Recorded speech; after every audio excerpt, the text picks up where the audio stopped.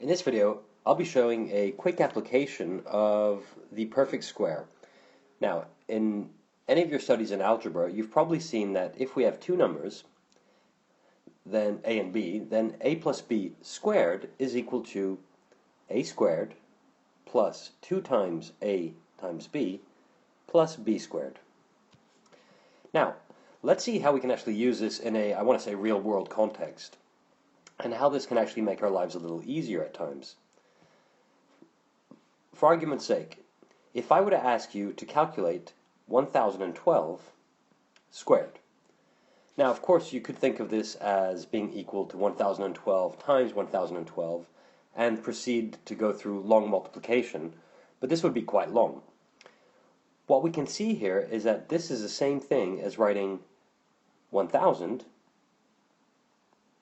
plus 12 squared. Now, using the perfect square that we wrote above in blue, we can now say that 1000 plus 12 squared is the same thing as 1000 squared plus 2 times 1000 times 12 plus 12 squared. Now, 1000 squared is a million, so that's 1 million, plus 2 times 1000, which is 2000, times 12. So that's going to be equal to 24,000. Plus 12 squared, which is equal to 144.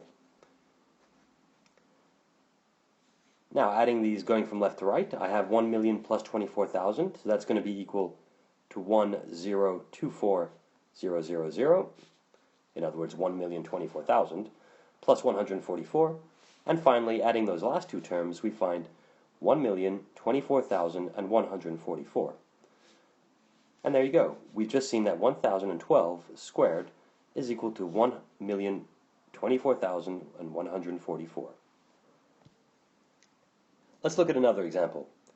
If we were asked to calculate, let's say, 98 squared, and I'll just write example 2 here to separate it.